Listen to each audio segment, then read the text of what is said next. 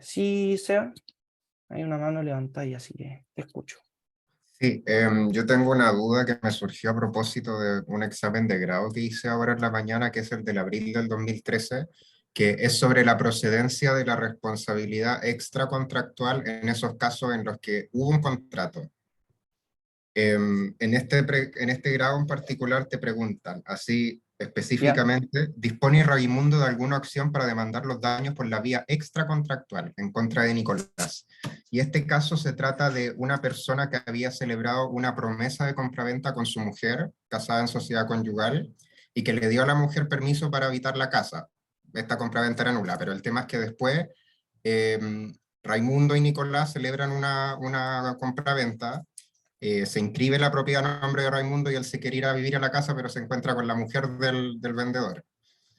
Y bueno, yo había rechazado en este caso la vía extracontractual porque yo había dicho que acá lo que había que aplicar eran los remedios contractuales del contrato de promesa. Pero la respuesta la tuve incorrecta porque hablaban de esto que tú estabas mencionando recién, del dolo, del 1400, bueno, se me olvidó, pero el artículo 1400 y tanto del dolo. 1452 creo que era. 1458, sí. Y entonces ahí, eso es lo que no me queda muy claro. ¿Cuándo el dolo hace procedente la vía extracontractual en casos donde existen remedios contractuales producto de un contrato? Ya, Eso es como mira. que no me queda tan claro. Ah, porque también yo me acordaba de esto de Copérnico, del daño como el sol, y yo lo que decía es que acá ¿Ya? no hubo realmente, habían los daños que habían, no sé si eran tan resarcibles porque la propiedad estaba a su nombre y lo que había que hacer era, eh, bueno, que la mujer se vaya de la casa, porque en todo caso ella estaba ocupando un título inválido, no para habitar ahí, por una Ya, promesa que era inválida. ya, mira, aquí hay dos cosas importantes. La primera es que está muy bien que estén estudiando del examen de grado pasado. Es genial, ojalá lo puedan hacer todos. Pero hay un problema que es que no es lo mismo estudiar del examen de grado que estudiar de la pauta. Hay algo que voy a repetir incansablemente. De forma lamentable, en la facultad las pautas del examen de grado son paupérrimas. No se hacen cargo de una forma global del problema. Dicho eso, lo que debería ocurrir en la respuesta, al menos en función de los elementos que tú me otorgaste, que tal vez el caso dice más cosas, pero en función de los elementos que me entregaste, es distinguir siempre. ¿Por qué? Porque el íter contractual, velo como una línea. El íter contractual implica estar en una situación donde no existe un contrato, pero se quiere contratar, que es la etapa de las etapas preliminares, básicamente donde las partes se ponen de acuerdo, y ahí existe ausencia de contrato, más allá de la discusión doctrinaria que pueda entenderse de si deberían otorgarse los remedios del acreedor frente al incumplimiento del deudor.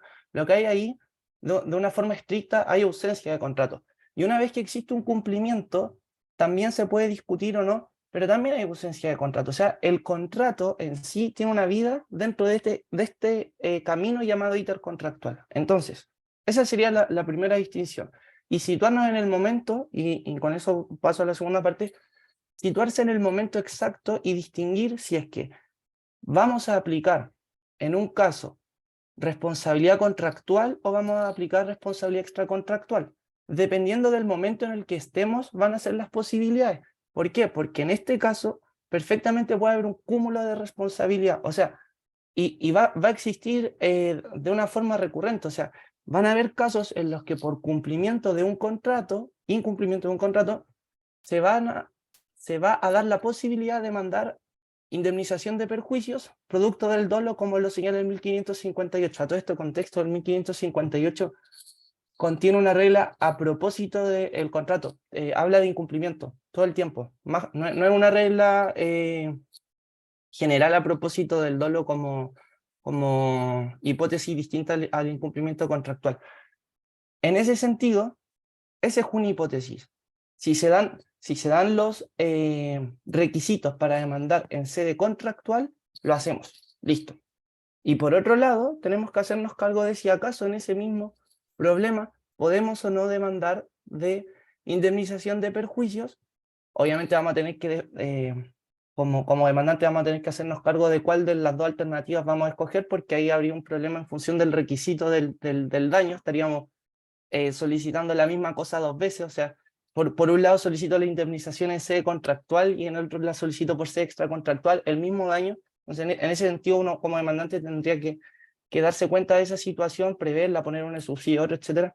Pero más allá de eso, sí, lo que quiero decir es que si se cumplen los requisitos, además para demandar con sede extracontractual, se puede hacer. O sea, la respuesta a la pregunta, más allá de lo que hizo uno en la pauta, debería partir de esa forma. Y luego decir la posibilidad de, en específico, demandar en sede contractual y referirse al 1558, porque acá a propósito del contrato hubo dolo. Y como hubo dolo, es obligado a indemnizar todo tipo de perjuicios.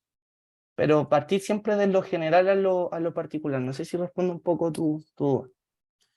O sea, sí, más o menos en ese sentido lo puedo entender, solo que yo recuerdo lo del cúmulo de responsabilidades, pero yo lo veía en el caso cuando estamos hablando de delitos penales, como por ejemplo la negligencia médica, que puede provocar lesiones o muerte, o no sé, cuando se choca un bus o cuando hay un accidente de avión, que todas esas cosas constituyen un Claro, incumplimiento contractual respecto de los pacientes o de los pasajeros, y también son delitos penales, esos pueden ser homicidios que se le están imputando a esas empresas.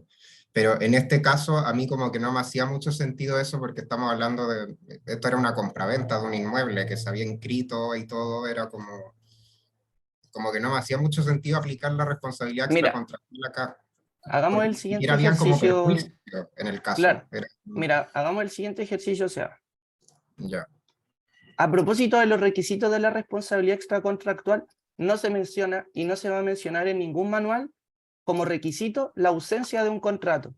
La ya, ausencia de un contrato se dice que configura el contexto en el que opera la responsabilidad extracontractual, porque se compara justamente con la responsabilidad contractual, en la que siempre tiene que haber como requisito sine qua non un contrato, y además el segundo requisito, el incumplimiento de un contrato.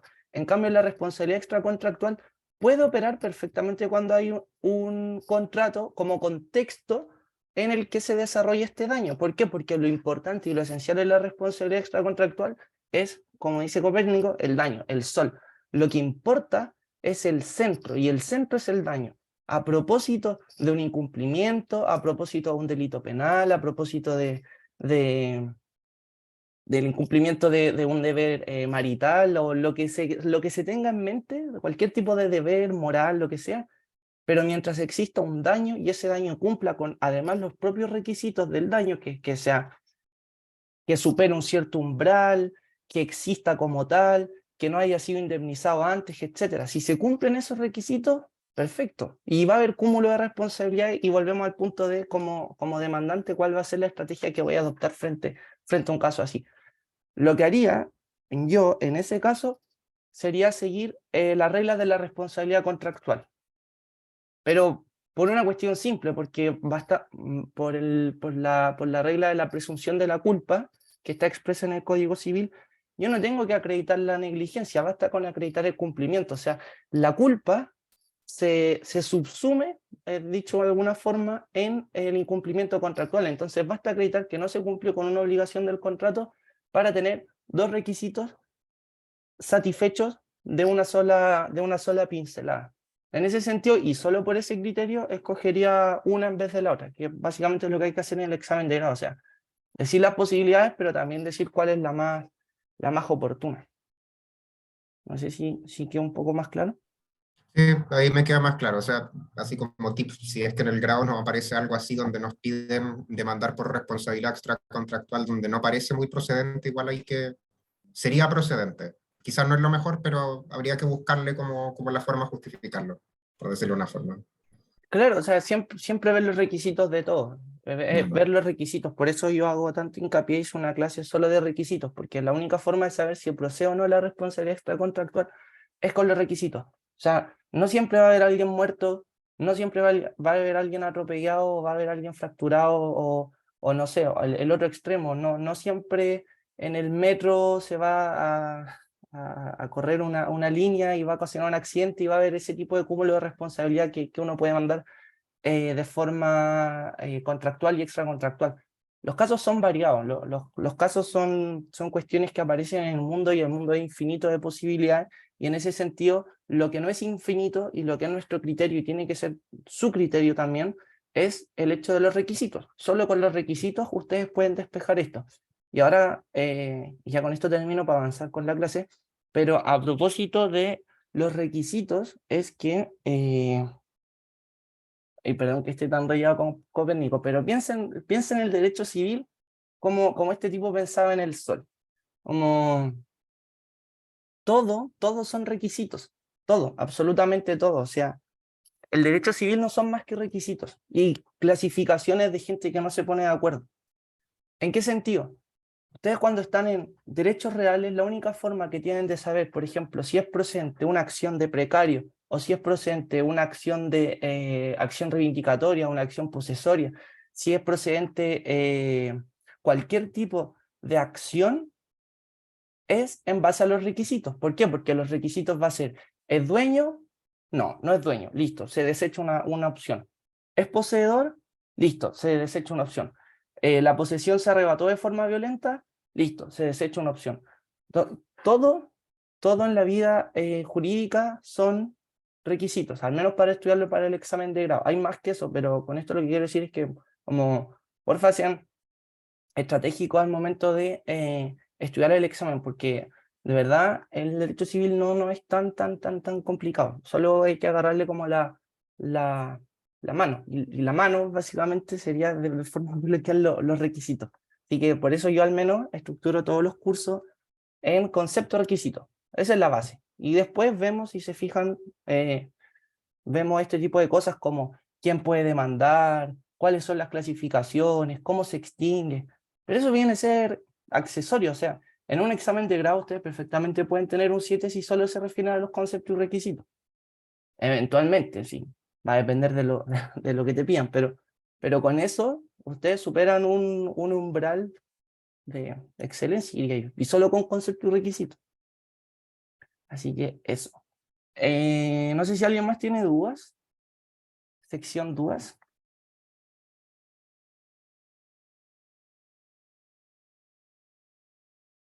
Si les da vergüenza hablar, igual pueden mandarlas por chat.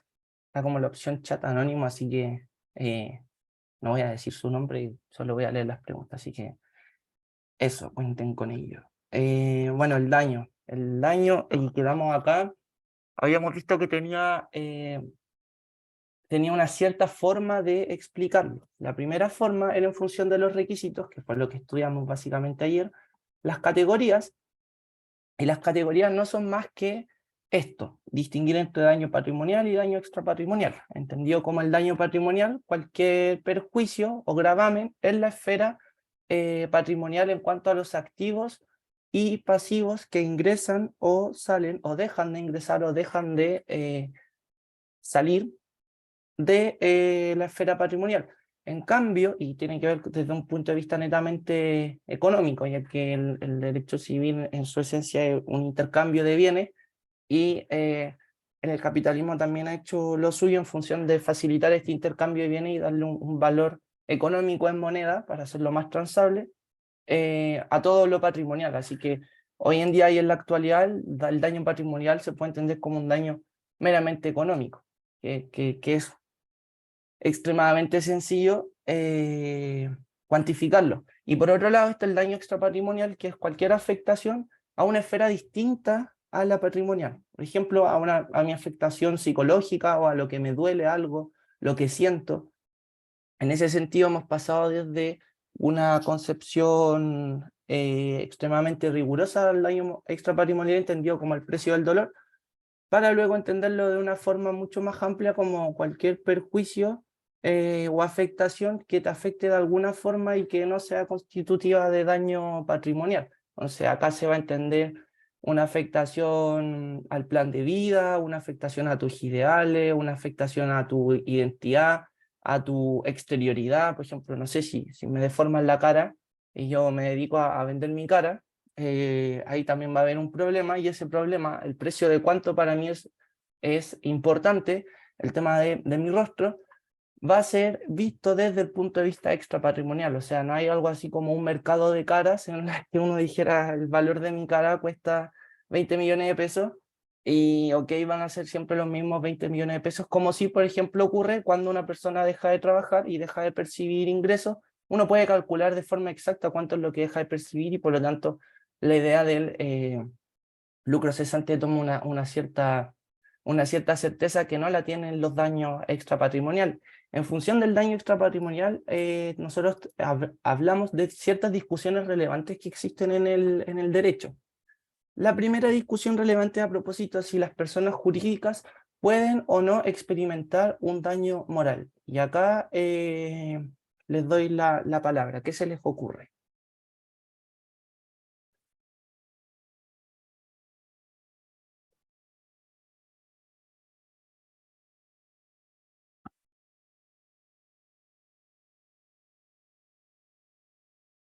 O no sé, ¿qué has leído o de tincada?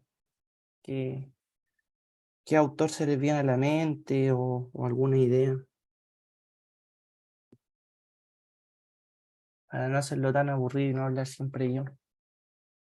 O sea, si les gusta eso, también es una idea, siempre les digo, pero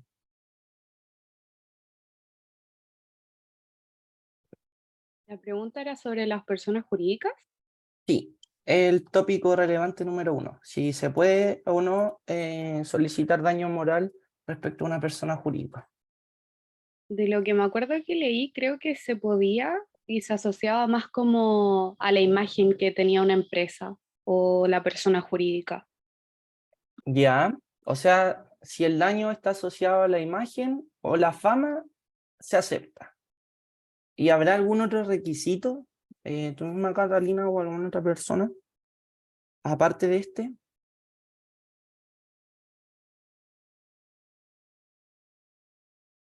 Si se fijan, siempre volvemos al tema de los requisitos, porque es la única forma de responder bien una pregunta.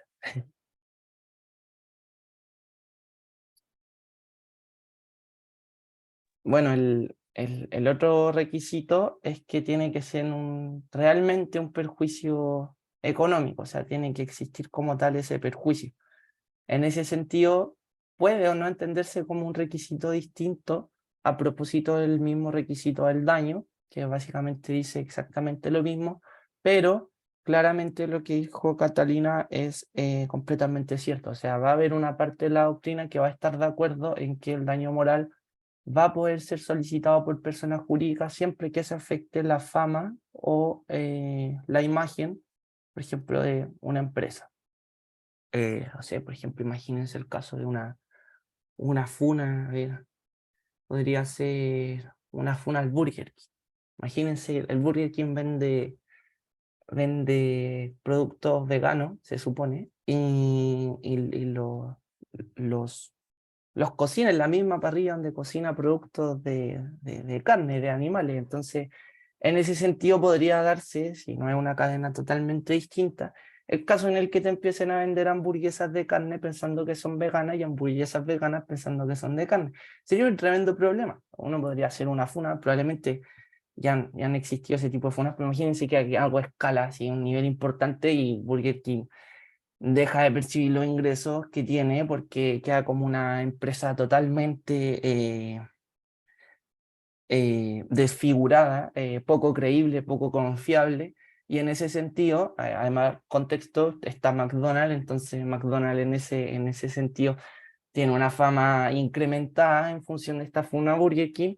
Y lo que sucedería perfectamente es que Burger King, como persona jurídica, contexto, tal vez me adelanté mucho, es como existencia en la vía del derecho, pero sin necesidad de una existencia natural como en carne y hueso, sin la necesidad de acreditar un poco el tema de la existencia y el fin, como el nacimiento o como la muerte. Y en ese sentido, podría Burger King demandar a esta persona que realizó la funa por el daño moral producto de estos hechos. No sé por qué terminé hablando de comida, es que tengo hambre, lo siento. Y el segundo tópico relevante es si acaso existe o no transmisibilidad del daño moral. Y acá está lo esencial de hoy día. Yo hoy día espero que ustedes se vayan a sus jornadas de estudio, de trabajo, lo que hagan después de esto, pensando en la transmisibilidad del daño moral.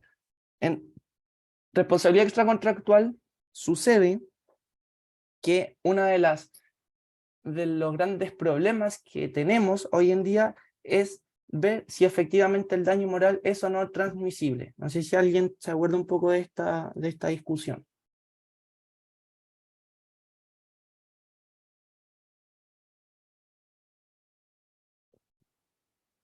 ¿O qué se les viene a la mente?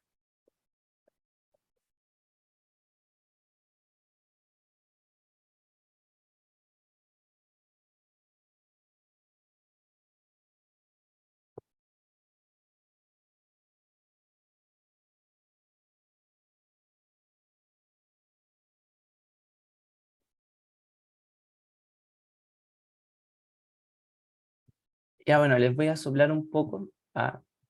Son 3 teorías respecto a la transmisibilidad del daño moral. ¿Alguien se anima con decir alguna?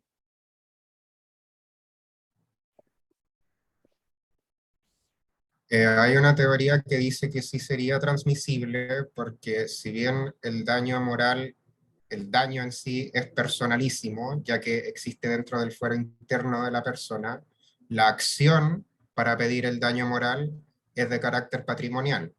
Y entonces la acción sí sería transmisible. eh, y acá donde se pone como un poco complejo porque piden que para que exista esa acción tiene que haber un daño moral indemnizable que haya nacido, como por ejemplo si una persona tiene un accidente se pide que haya tenido unos días de agonía o unos días de dolor o algo, y que se debate si esto sería aplicable en los casos en los que alguien muere inmediatamente, en el caso que la vida misma se pueda considerar como un daño moral indemnizable, más allá del dolor psicológico o físico que alguien pueda sentir. Exacto. Que algo así.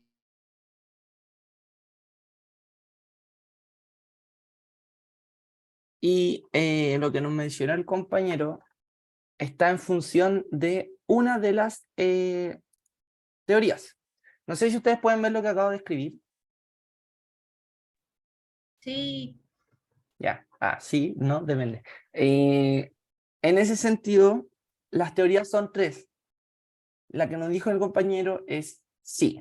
Básicamente es transmisible el daño moral. ¿Por qué? Porque el daño moral se ve reflejado en una acción, que es la acción que solicita a la persona por lo general que sucede al causante, que es la víctima, y como acción está en el patrimonio, y como está en el patrimonio se adquiere mediante sucesión por causa de muerte, y por lo tanto la acción es patrimonial y va a poder demandar de daño moral, no respecto a sí mismo, sino que respecto al daño moral sufrido por la persona que ha fallecido. Esa es una teoría, sí siempre. ¿Y siempre por qué? Porque una cosa es el daño moral y otra cosa es la acción. La acción siempre es patrimonial. Otra teoría va a decir no, pero no nunca, cerradísimo. ¿Por qué?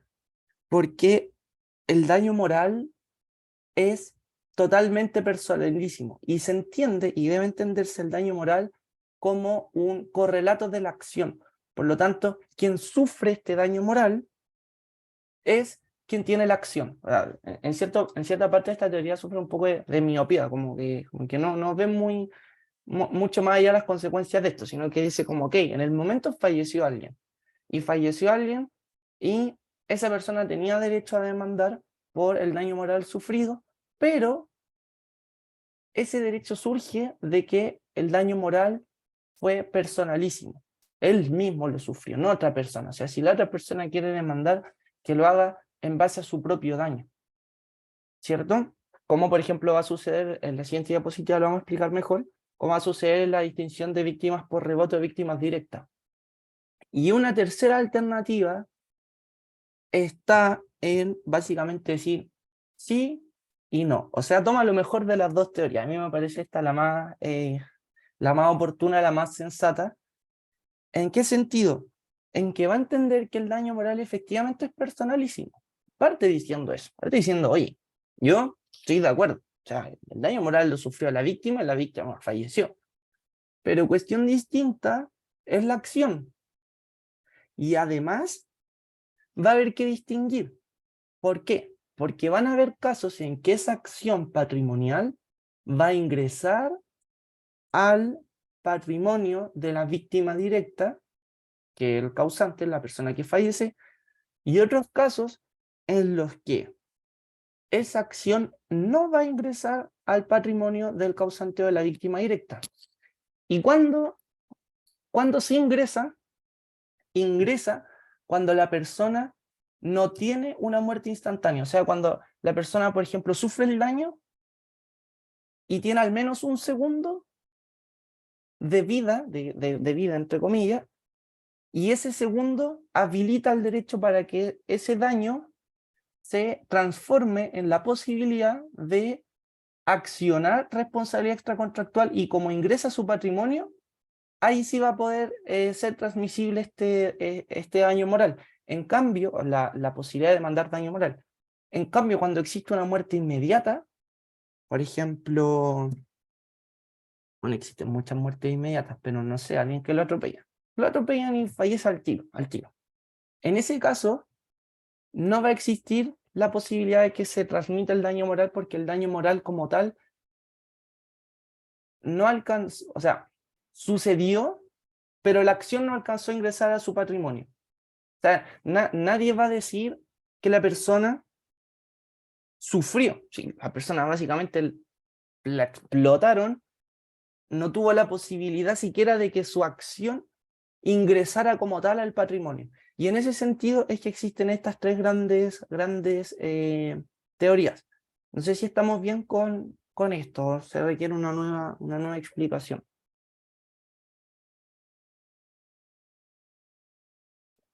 Veo una manito levantada, dele nomás. Hola Seba, entonces la diferencia entre esa teoría ecléctica y la primera es que la primera no le pone atención al momento en que muere el causante. O sea, le es indiferente eso, si es que alcanzó a sufrir o no. O sea, siempre la acción va a ser de carácter patrimonial. Sí. Ya. Y por eso yo digo que la tercera opción es la más oportuna, porque ambas tienen un problema. Si te fijas, no siempre la acción va a ingresar al patrimonio. Y ese fue justamente uno de los análisis que tuvo la tercera teoría. Se dio cuenta que, ok, está muy bien que se trate de una acción patrimonial, todas las acciones son patrimoniales, pero no siempre va a ingresar al patrimonio, van a haber casos en los que no. Y en ese sentido es un punto a favor de la tercera teoría. La segunda teoría también tiene problemas, y son problemas que viene a salvar en ese sentido esta teoría ecléctica. Así que al menos en este caso yo siento que es bastante provechoso tener teorías eclécticas que vienen a solucionar esto. Ahora, y con esto espero, o sea, si tienen más dudas, paramos, pero espero después continuar, es que a ustedes en el examen de grado les van a preguntar, usted es abogado de, o sea, ustedes van a tomar partido, ustedes van a ser los abogados de la empresa, van a ser los abogados de la señora Juanita que la atropellaron, van a ser los abogados de Sebastián, el nieto de no sé cuánto, y en ese sentido tienen que adoptar la postura que más les convenga, y van a tener que jugársela en función de una u otra teoría. Entonces, aquí en el último round lo que hacemos no es decirle, ya, esta es la teoría mayoritaria o la teoría que creemos que tiene razón, sino que como también hay que poner todos los puntos. O sea, si existe una teoría ecléctica es porque existían dos puntos totalmente separados uno de otro. Y en la prueba, si a ustedes les preguntan, tienen que hacerse cargo de también por qué llegamos a una teoría ecléctica. Así que eso, no sé si hay dudas con ello.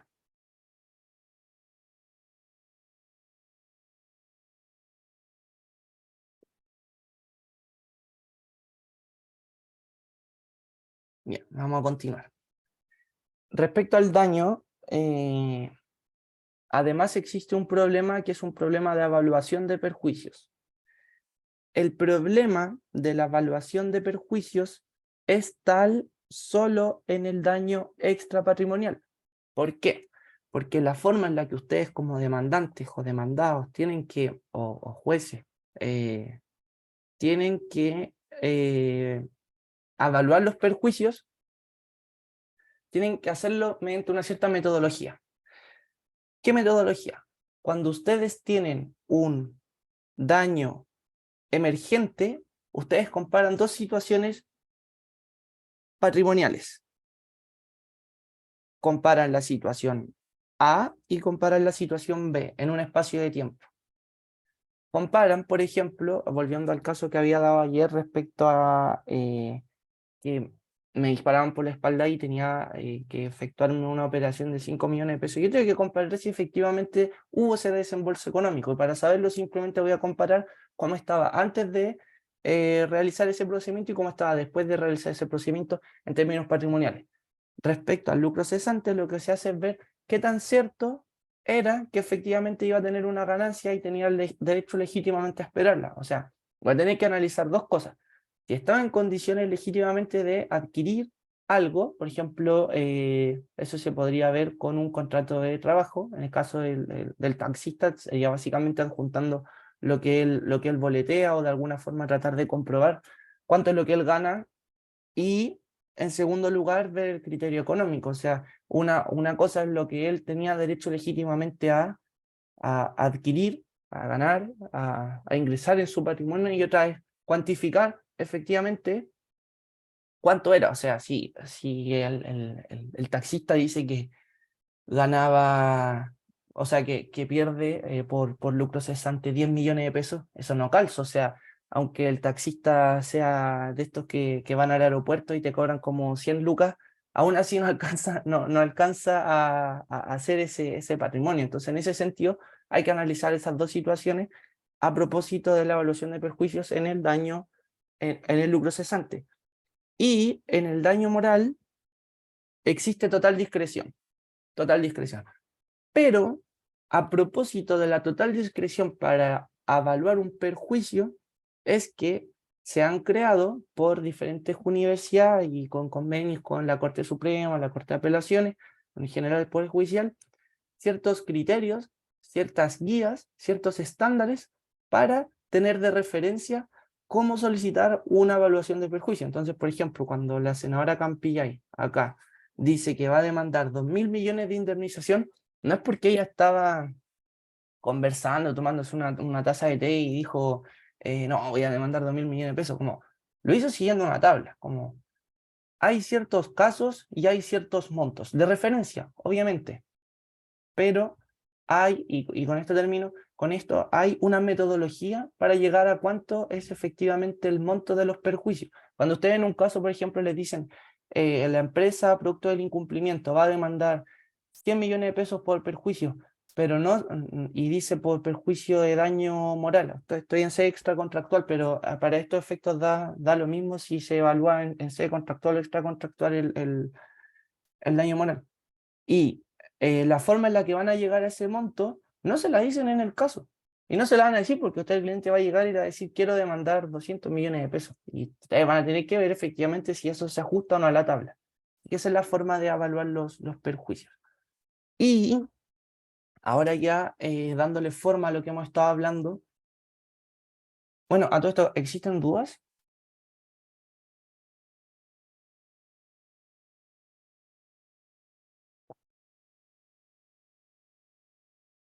Igual mientras más me interrumpan, mejor, porque así siento que están atentos, atentas.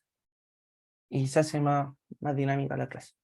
Sí, y yo tengo una pregunta. Buenísimo. Dijiste que Muy bien, habían George. criterios a los cuales los jueces se atendían para efecto de fijar esa indemnización en caso de daño moral, ¿o no? Sí, sí existen ¿Cuáles criterios. serían? No sé si lo mencionaste, que se me cortó un poco. No mencioné los criterios como tal, porque lo desconozco y porque no le entra en su prueba. Pero si lo quieren buscar, sé que Debe tener los existe. apuntes igual. No, es que es como algo más es que no ejerzo en esto, entonces no tengo idea Aquí cuáles son los están los criterios como apuntes tal. igual, por si ¿En serio? acaso. Bueno, Sí, ¿cómo Me se llaman? tincó. Está en la página 21, en los apuntes cortos los encontré. Ah, ya. Bueno, pero Sí, y igual, son 4, por si acaso. Buenas, gracias. buenísimo. Michelle, ¿podrías mencionarlos para colocarlos acá en el PPT? Ya, mira, dice criterios que han tenido los jueces para determinarlo. 1, Ya, comparación del daño con uno menor o mayor. Después, 2, tomando en cuenta la gravedad de la lesión y la incapacidad que acarrea. 3, la situación de menoscabo en que queda el afectado en base a sus actividades normales. Y 4, situación económica del ofendido y del ofensor. Eso. buenísimo. O sea, básicamente ver la situación patrimonial y el contexto que tenía la persona que sufrió el daño. De todas formas, a pesar de lo que mencionó Michelle, que está en los apuntes, quedamos donde mismo. O sea, el problema es básicamente el mismo. ¿Qué hacemos con esos criterios? El paso que viene después es básicamente cuantificarlos. O sea, ¿qué hacemos con comparar o qué hacemos con los datos que tenemos? ¿Cómo los interpretamos? Y a esa pregunta se responde con los criterios que ha elaborado la Corte Suprema y la Corte de Apelaciones. Se los voy a mandar después en WhatsApp porque tendría que buscarlo, pero existe. Es como es una especie de base jurisprudencial. Y volviendo a eso, no existen más dudas, ¿cierto? Ahí hay una manito, no sé si es que no existen o que sí no existe. Pero bueno, ahí, uy, me interrumpe nomás. La responsabilidad en general sitúa a las partes en un juicio. Y un juicio siempre tiene un demandante y un demandado, y el demandante es la persona que tiene la acción y que decide ejercerla. En ese sentido, cuando estamos en la responsabilidad extracontractual, vamos a tener diferentes sujetos que van a poder demandar responsabilidad extracontractual. Vamos a tener al menos 3 sujetos que van a poder demandar responsabilidad extracontractual. El primero es la víctima directa. Es quien alega un propio daño en función de que en su persona se ha sufrido un daño producto de un hecho ilícito, culpable, antijurídico, con nexo causal. Esta víctima directa es por regla general la persona que atropellan, la persona que matan, la persona que torturan, la persona que sufre un incumplimiento de contrato, la persona que, etc. Es la víctima que en su propio cuerpo y en su propia esfera sufre el hecho o la omisión ilícita, antijurídica, culpable.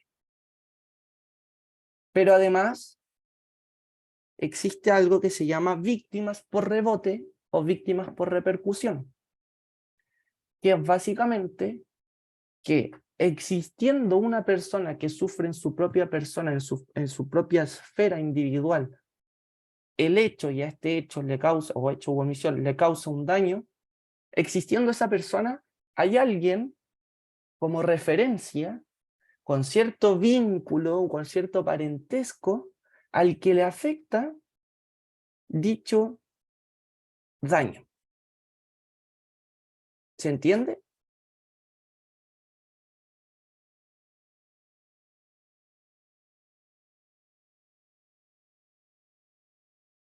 Sí. Sí, Seba, pero si podéis dar un ejemplo sería mejor. Ejemplo. Recordar siempre que a propósito de la titularidad, nosotros ya no hicimos cargo de la diferencia entre daño patrimonial y daño extrapatrimonial. Por derecho propio, o sea, la víctima directa, o sea, la víctima por repercusión, se va a poder alegar el daño patrimonial o el extrapatrimonial, ¿cierto? En la víctima directa no va a haber problema, la víctima directa va a poder alegar en función de lo que haya sufrido. Si tiene un problema respecto a su afectación psicológica, demanda el daño moral. Si tiene un problema respecto a que dejó de percibir ingresos que tenía legítimamente derecho a percibir, se va a demandar por sede patrimonial, por daño patrimonial. Eso con la víctima directa, pero la víctima por repercusión también tiene esta misma clasificación y acá les voy con los ejemplos. Por ejemplo, se da mucho que personas casadas, a ver cómo lo digo para que sea más fácil de explicar. Ya. No, hagámoslo al revés. Muy feo decirlo de esa forma, pero... Por ejemplo, yo estoy casado con alguien y esa persona me da una pensión de alimentos, una pensión básicamente que me permite subsistir a mí. Entonces, todos los meses esta persona me da 500.000 pesos y yo con esos 500.000 pesos lo que hago es básicamente subsistir, pagar algunas cuentas que no se alcanzan a pagar, juntar plata, ir a comer, ser feliz, etc. Ya, imagínense que sea 1.000.000 de pesos el que más, porque con 500 no alcanzaría, pero ya, me dan 1.000.000 de pesos en función de una pensión alimenticia de carácter matrimonial. Recordad que el matrimonio tiene ciertos deberes, uno de esos deberes es que las partes se presten recíprocamente apoyo, entonces en ese sentido sería una especie de pensión de alimentos. Y si se fijan, la pensión de alimentos es un derecho que se tiene legítimamente a esperar. Entonces, si es que mi cónyuge tiene un accidente y producto de ese accidente deja de trabajar, él va a poder solicitar todos los daños que en su propia esfera él sufrió, o sea, como víctima directa de este accidente. Pero además, yo, como su cónyuge, voy a poder solicitar los daños que a propósito del accidente a mí se me ocasionaron. Y en ese caso es que yo podría demandar de lucro cesante. ¿Por qué? Porque yo dejé de percibir aquello que tenía derecho legítimamente a percibir.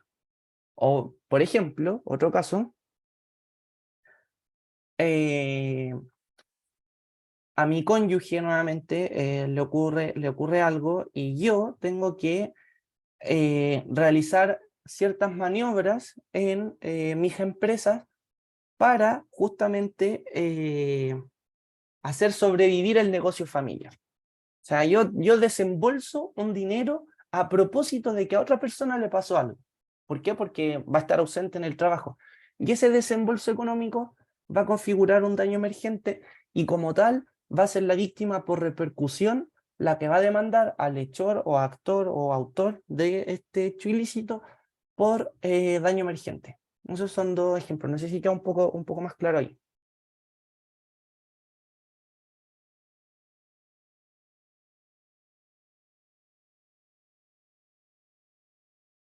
Buenísimo. Y eso con el derecho propio. El derecho propio es básicamente yo como persona, ¿qué es lo que voy a demandar? Porque a mí me ha pasado algo en mi patrimonio. Y ese que me ha pasado algo en mi patrimonio es en función de que otra persona ha sufrido un hecho ilícito y por lo tanto ha sufrido un daño en su esfera, o que yo soy la misma persona que coincide con que justamente yo soy quien ha sufrido este daño a producto de este hecho o omisión ilícita. Esa es la distinción que hay. Ahora, ¿cuáles son los criterios de la jurisprudencia para hablar de víctima por repercusión? O sea, ejemplo, yo vivo en un edificio, imagínense que en el piso 13º vive alguien. Yo no tengo idea quién vive en el piso 13º, ni idea. Está a más de 10 pisos míos. Entonces, si a esa persona le pasa algo, no sé, imagínense, le explota la cocina porque fue una persona del gas a medir y dejó el gas dado y se muere. Yo no puedo alegar que soy víctima por rebote del daño que sufrió esa persona, porque yo ni siquiera lo conozco, o sea, eso es lo primero, pero no hay una relación o un vínculo que permita sostener que yo tengo una relación con esa persona, relación de cualquier tipo. Y lo que hace la jurisprudencia es decir que solo se va a aceptar como criterio de relación entre víctima directa y víctima por repercusión para habilitar esta acción los criterios de familiaridad y cercanía. O sea, si es un amigo cercano, se tendrá que acreditar que yo era muy cercano a esa persona. Ahora, si es familia, va a ser mucho más sencillo, porque si el cónyuge se entiende por ley básicamente, si es hijo también, y bueno, y así el bisnieto, el nieto lejano, ya habrían problemas y que habría que también acreditarlo en función de estos mismos criterios. Pero lo que hace la ley, y con esto termino esta parte, es definir criterios en función de la cercanía y presume que el lazo familiar es cercano, o sea, que uno es cercano a su familia y por lo tanto muy en blanco, si es que llegase a pasar. Puede ocurrir que alguien que nunca fue cercano a su familia, que nunca los vio, que estuvo alejado, que estuvo en otro país incluso, llegue a solicitar a Chile un daño producto de esta víctima por repercusión y se podría alegar que, ok, existe un criterio asentado que en relación a la cercanía, pero que acá no existe o se derriba la presunción de que si eres familiar eres cercano, porque en este caso, y bueno, se comprueba, pero esos asuntos no tienen que ver tanto con el examen de grado, sino que tienen que ver ya como con cuestiones más de la práctica. Así que eso, no sé si quedó dudas respecto a lo que es titularidad por derecho propio. Sí, yo tengo una duda que me surgió de otro grado que es respecto a la exclusión de unas personas cuando ya se le concede a otra. Este era un caso de un grado donde se aparecía la cónyuge y los hijos pidiendo daño moral y después aparecía también el hermano y la abuelita y otros familiares. Y ahí lo que decía la pauta era que había que excluirlos, que había que concedérselo, que había que quitar ese criterio sucesorio. Y yo lo que había contestado era que sí se podría pedir en la medida que todos logren acreditar el vínculo, como por ejemplo que no sé si todos vivían juntos o algo así. Pero eso era lo que quería saber, si al final el criterio sucesorio... Mira, tu ¿cuándo? respuesta está correcta. Tenemos el mismo problema, o sea, lo que dicen no es incompatible con la pauta. La pauta lo que está diciendo es básicamente no pueden porque no son familiares tan cercanos en función de esta presunción que hace la jurisprudencia de decir que si eres familia hay cercanía y por lo tanto mientras más cercano el grado de parentesco, más daño se va a acreditar y por lo tanto quien está más lejano en grado de parentesco no va a estar en situación de demandar. Y eso es una presunción, y la presunción se desvirtúa con lo que tú dices, pues acreditando que efectivamente el nieto, si vivía, tiene un cierto daño, que tal vez no es el mismo que el cónyuge, o tal vez sí, pero esas son cuestiones ya más de precisión, o sea, tu respuesta en sí no está equivocada, tu respuesta apuntaba más bien a derribar la presunción que se hace a propósito de este criterio jurisprudencial. No van por caminos distintos, por eso la prueba, si les llega a pasar, háganse cargo de todo. O sea, tienen 7 páginas para escribir, alcanzan de más.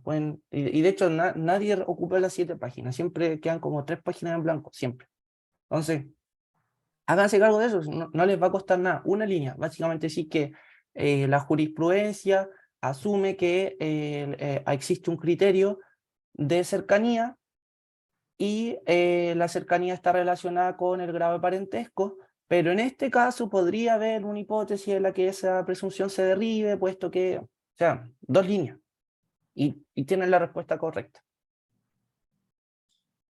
Ya, que eso era lo que a mí, lo que me confundía, porque yo recuerdo haber leído en los apuntes que estudié yo que la jurisprudencia en general acepta bastante que se conceda el daño moral y daban casos que se concede a la abuelita, a la tía, que en general como que no lo aplican tanto. Entonces cuando yo leí este caso y vi que todos aparecen a pedir daño moral, fue como, ah, ya, pues la jurisprudencia lo acepta, entonces se los damos a todos. Y la pauta lo que decía era que no, que la jurisprudencia ha delimitado que esto no se puede extender hasta el infinito y que hay que fijar un límite y que ese límite serían los herederos del orden que más aplica, que en este caso eran Ese, la cónyuge y los hijos.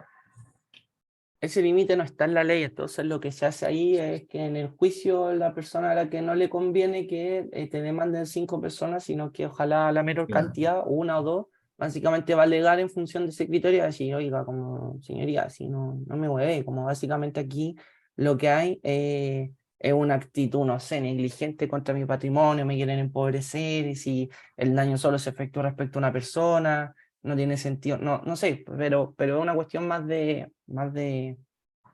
tribunales más allá del grado. En el grado basta con decir que es un criterio que ocupa una presunción, que los familiares se entienden cercanos, pero que eso no siempre va a pasar en todos los casos. Eso. Ok, gracias. Súper. Eso en cuanto a la titularidad, o sea, con la posibilidad de demandar mediante víctima directa y mediante víctima por repercusión.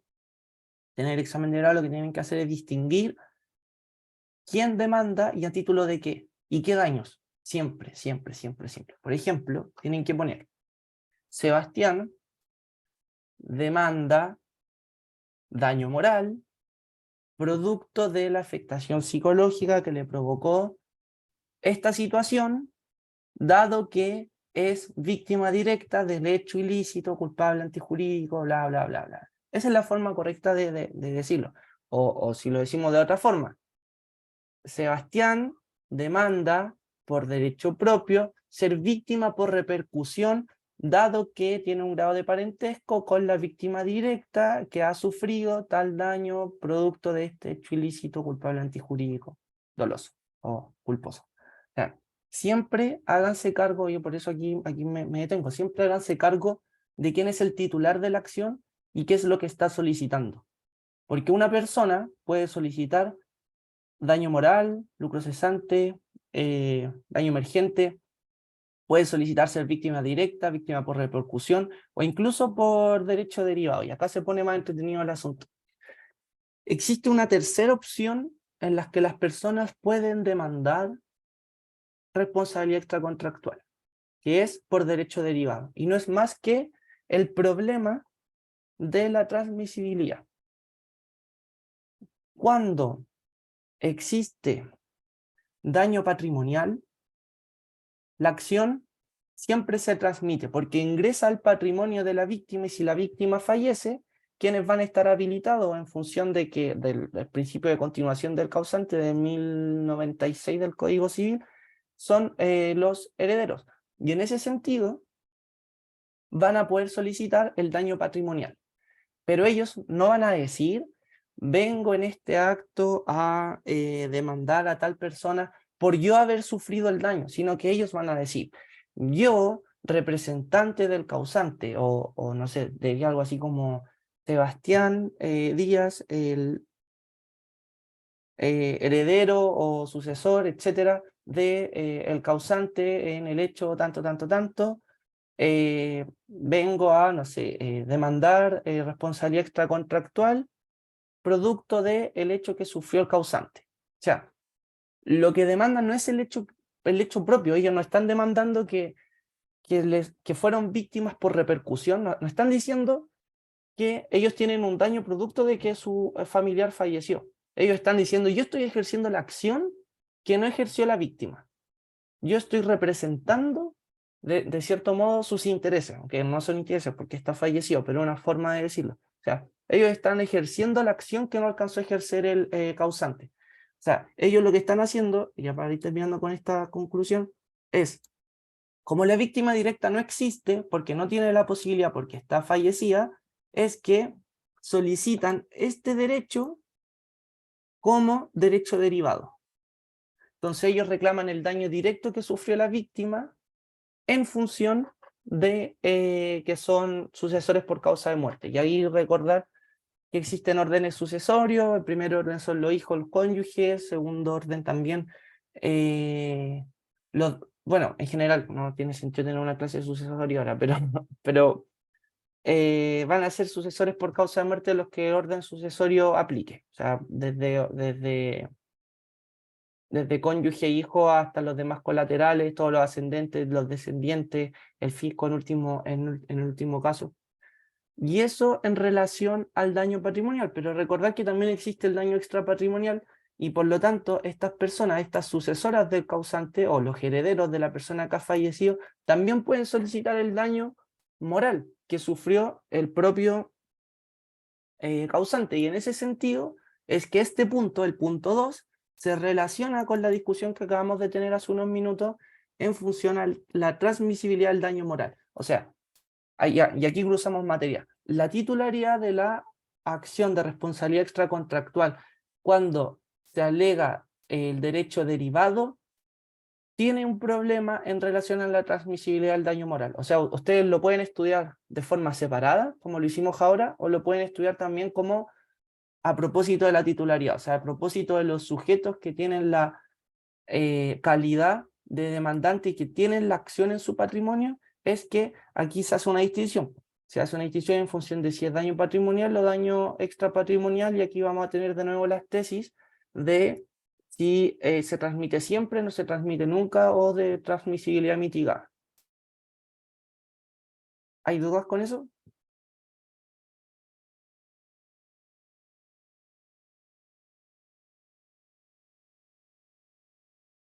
Ya, un último Dijimos que tip. en caso, Ah, ya, buenísimo. perdón, dijimos que en el caso de ejercer la acción por derecho derivado, no había problema respecto a los daños patrimoniales y había que hacer la distinción que hicimos respecto a la transmisibilidad, ¿cierto? Exacto, Pero bueno, vale. eso mismo. Y con esto termino el punto de la titularidad activa. Existe la posibilidad, y que siempre se ejerce esa posibilidad, que en un examen de grado les pregunten y la respuesta esté en relación de que van a haber varios sujetos demandando distintos daños con distintas calidades. Aquí se complica el asunto, porque vamos a tener a la persona que sufrió el accidente, que va a demandar ser víctima directa por todas las posibilidades que tiene, en el sentido de daño patrimonial o extrapatrimonial. Vamos a tener a sus cercanos demandando ser víctimas por repercusión, e incluso los cercanos te pueden meter en un caso que también sean víctimas directas. Si imagínate, te dicen en el párrafo 1 que Juanito sufrió un accidente, y en el párrafo 5, muy en chiquitito, y al final cuando uno pierde la concentración te dicen que, no sé, Sofía también sufrió un accidente. Entonces, una pregunta tendenciosa, y perfectamente podría ocurrir de hacerse cargo de esos asuntos, y habría que distinguir a propósito de qué hecho ilícito es que son víctimas directas. También habría que distinguir si son víctimas por repercusión. Y en un caso también puede existir que exista un derecho derivado en función de que los herederos del causante aleguen por derecho derivado aquello que no solicitó la víctima directa, pero además estas personas, los herederos del causante, pueden solicitar ser víctimas por repercusión, o sea, van a alegar su derecho propio en función de que el causante se murió y eso le afectó de forma significativa en la esfera patrimonial o extrapatrimonial, y además van a ejercer la acción que como heredero le corresponde, que es ejercer la acción patrimonial en función de que falleció su pariente, que sería el causante. Así que ojo con esa mezcla. Siempre va a ocurrir que van a intentar confundirlos porque siempre preguntan titularidad, o sea, siempre dicen quién puede demandar y en qué calidad y qué cosa. Y que esas son las preguntas que se manejan aquí. Titularidad pasiva no la vamos a ver hoy día, la vamos a ver la próxima semana junto con la clasificación de la responsabilidad, porque es cortito. Lo que me interesa ahora, y ya con esto termino, porque no quiero hacer una clase de 1 hora y media, es que la responsabilidad se puede extinguir. Nadie está obligado hasta el infinito. Yo, como autor de un hecho ilícito, tengo la posibilidad de que se extinga mi responsabilidad en el hecho ilícito. Una forma de extinguir, que es la más sencilla, es mediante el artículo 12. El artículo 12 permite que la persona que, siendo titular activo de la acción, pueda renunciar a sus derechos. Y como puede renunciar a todos los derechos, también va a poder renunciar al derecho de solicitar la responsabilidad extracontractual emanada de un hecho ilícito. Esa es la forma más sencilla. La segunda forma es mediante una transacción. Recordad que la transacción es un contrato en virtud de la cual las partes o solucionan un conflicto o precaven un conflicto futuro. Conflicto, entiéndase en sentido amplio como, por ejemplo, una controversia jurídica. Y una controversia jurídica no es más que un juicio de responsabilidad extracontractual, o la posibilidad de demandar de responsabilidad extracontractual. Entonces lo que hacen es transigir a propósito de la posibilidad de demandar de responsabilidad extracontractual. Y existe la institución de la prescripción. No sé si alguien quisiera hablar de la prescripción, aprovechar el último minuto. ¿Quién se acuerda de lo que es la prescripción? ¿O en qué artículo está? ¿Qué se les viene a la mente? Lo que sea.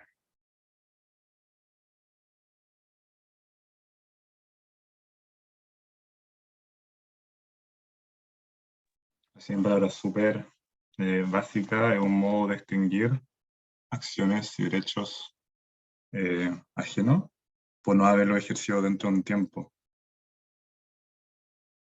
Exacto, por no haberlo ejercido. Por lo tanto, el no haberlos ejercido en un tiempo nos sitúa en el primer problema de la prescripción, que es el plazo. Bueno, aquí a todo esto puse un triángulo porque me parece genial la idea de ocupar figuras geométricas también para explicar porque en la prescripción, al menos en la responsabilidad extracontractual, son solo 3 tópicos importantes. El plazo, que es de 4 años, o sea, anótenlo en fuego, 4 años, siempre son 4 años. Entonces, si ustedes cometen un hecho ilícito y no los demandan en 4 años, ese hecho prescribe. O al revés, si ustedes son víctimas de un hecho ilícito, prescribe su acción dentro de 4 años sin ejercerla. Pero ahora, y dicho eso, que el primer paso, el primer ángulo, si se quisiera decir en términos de un cuadrado, o sea, un cuadrado, estoy hablando de un triángulo, es desde cuándo se empieza a computar el plazo. Y se empieza a computar el plazo de 3 formas distintas dependiendo del hecho ilícito. Desde que se realiza el hecho ilícito, si el hecho ilícito es continuado desde que cesa la actividad ilícita, como un continuo, desde el momento en el que cesa, desde ese punto empieza, por ejemplo, no sé, si el hecho ilícito, o si me ocurren puras cosas de penal, pero... ya, por ejemplo, un fraude, un fraude a la... sí, una mala administración de un negocio. Imagínense que más allá de que exista un contrato, imagínense que no existe un contrato y yo administro, sería una especie de... Ya, pero no tiene sentido hablar de eso. Pero básicamente una mala administración de un contrato y o de un negocio jurídico, yo lo administro mal del momento 1 y pasados 2 años yo lo sigo administrando mal. No se empieza a contar desde el momento en el que yo realizo este hecho ilícito porque el momento es del inicio. Yo empiezo a contar desde el final, desde que cesa la actividad ilícita, esta mala administración de un negocio. Y la segunda forma es desde que sobreviene el daño. O sea, el daño existe, termina el daño y justo desde ese momento empiezo a computar el plazo. En relación a otro ángulo o a otro punto importante, y este es el último punto de la prescripción, es que está la suspensión. ¿En qué casos se suspende el plazo de cómputo de la prescripción? No sé si recuerdan, pero a propósito de la prescripción siempre se habla de interrupción, que es la reanudación del cómputo, o sea, sucede algo y estos 4 años se reinician. Empezamos a contar de nuevo. Por ejemplo, la interrupción por regla general va a ser el reconocimiento de una deuda o el pago de intereses o la interposición de una demanda. Entonces, ocurre en uno de estos hechos y el plazo se reinicia. En ese sentido, la suspensión lo que hace es congelar el tiempo en el que prescribe la acción de responsabilidad civil. Y acá hay discusión, con esto termino. ¿Se puede suspender? Sí o no. Los que señalan que sí se puede suspender y que por lo tanto se congela el tiempo durante un cierto espacio durante un cierto espacio temporal, lo hacen en función del artículo 2509. ¿Quiénes dicen que no se suspende nunca o sea, que no se suspende nunca el cómputo? Lo hacen en función del tenor literal del 2524. Eso es todo lo que tienen que saber respecto a la extinción de la responsabilidad. Por regla general, no les preguntan extinción de responsabilidad, salvo que hagan alusión a que el plazo es de 4 años. Solo respecto a eso. O sea, todo esto es para que ustedes puedan tener una visión más panorámica y puedan entender de mejor forma los problemas jurídicos, pero basta con entender que son 4 años. 4 años, clávalo con fuego, porque prescripción resulta que tiene plazos distintos.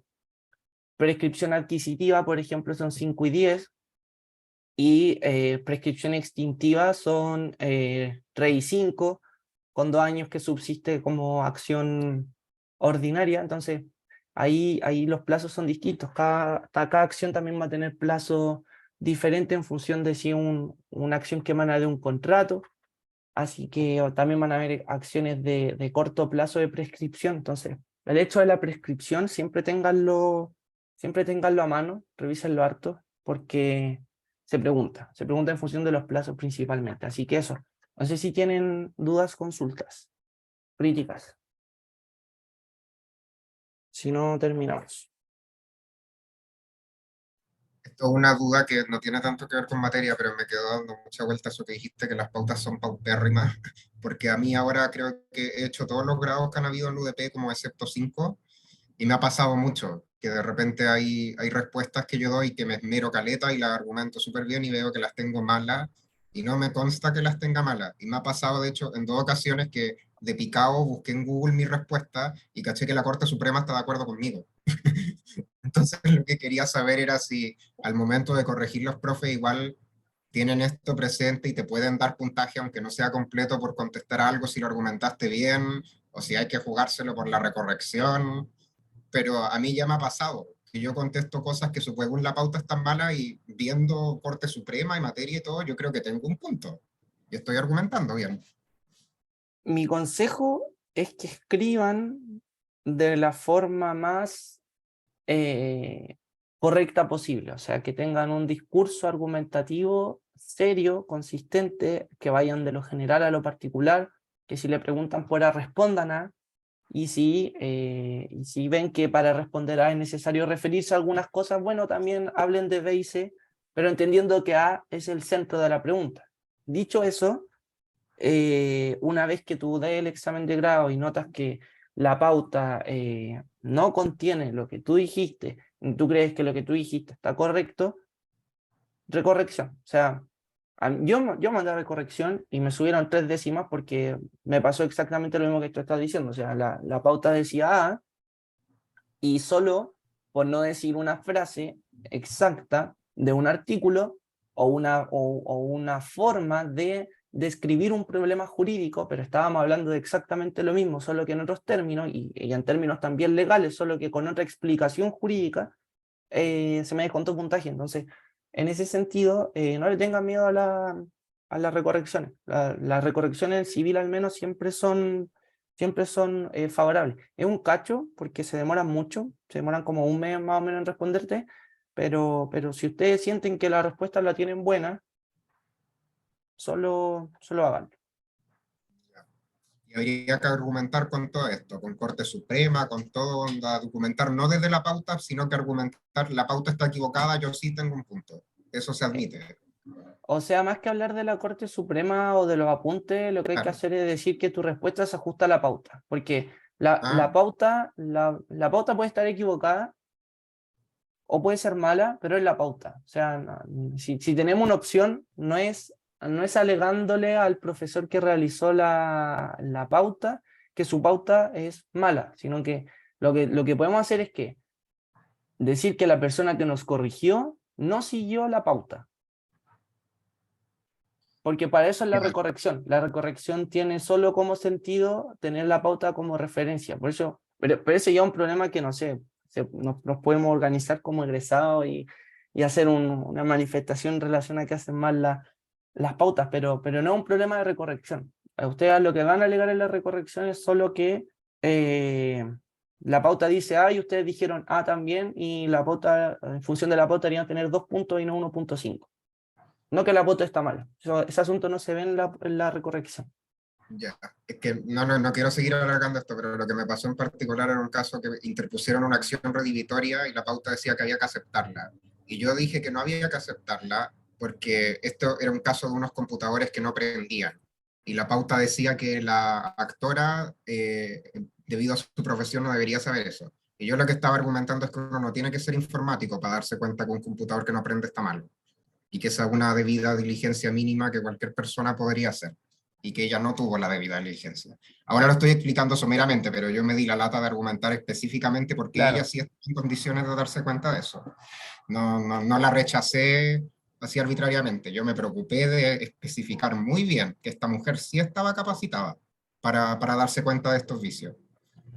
Si quieres te Mientras puedo se mandar mi respuesta argumente, después. sí, no, sí, yo creo que está bueno. Es que el punto es que en derecho uno puede interpretar para todos lados, Seba, entonces en ese sentido es súper complejo porque eso es el derecho, o sea, va a haber un demandante y va a haber un demandado, como no, la razón no es una, como las interpretaciones no son únicas, y en ese sentido, claro, habría que ver también qué es lo que se preguntó, pero más allá de eso, la invitación es a que estudien de los exámenes, pero no sientan que las pautas son